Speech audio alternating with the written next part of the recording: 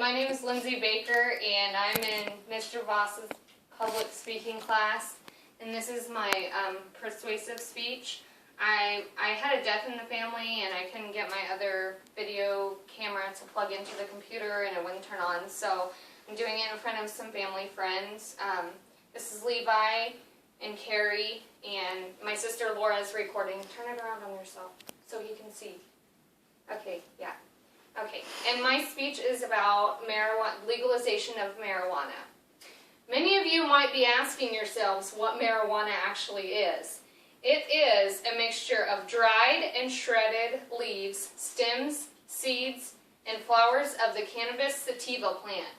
It can be green, brown, or gray in color.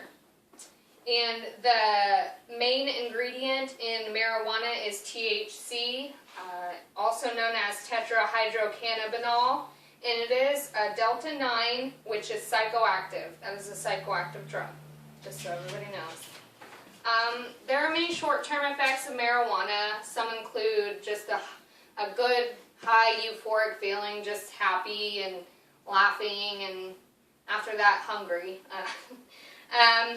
The pleasant sensations that the THC triggers brain cells to release dopamine, and you can also have loss of coordination and balance on marijuana.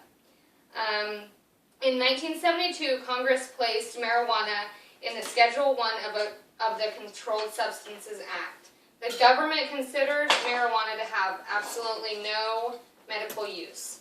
Since then, 17 of the 50 states and Washington, D.C. have legalized the medical use of marijuana. Proponents of medical marijuana are considered to be safe and effective for cancer treatment, AIDS, multiple sclerosis, pain, glaucoma, and epilepsy. From smoking the whole plant of marijuana, you can have an increased risk of bronchitis and respiratory infections, and you could be at greater risk for throat and respiratory tract problems. 5 common uses of medical marijuana include nausea and vomiting. CB1 and CB2 receptors produce molecules, and it helps with chemotherapy also. It also helps with loss of appetite. Patients with HIV and AIDS and weight loss found that when they used medical marijuana, they had an increased appetite and were able to gain weight.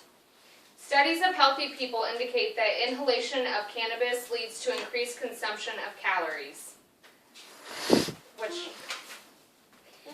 It can also be used to relieve muscle tension and spasms.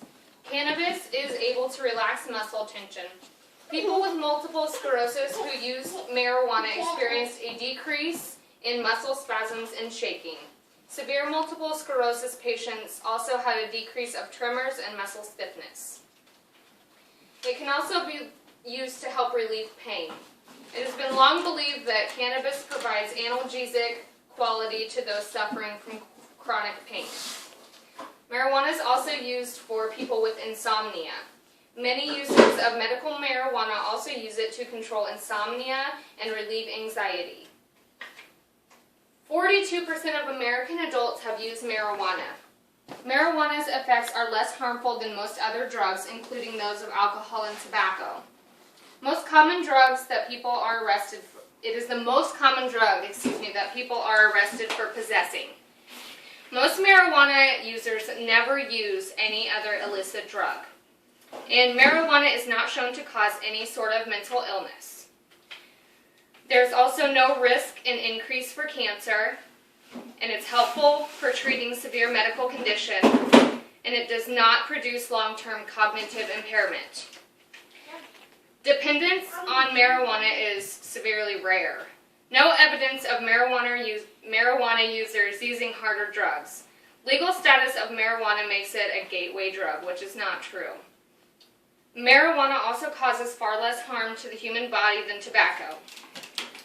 And also, marijuana has never ever caused a fatal overdose or any other person. And it's also never caused a fatal overdose in more than 5,000 years of recorded use.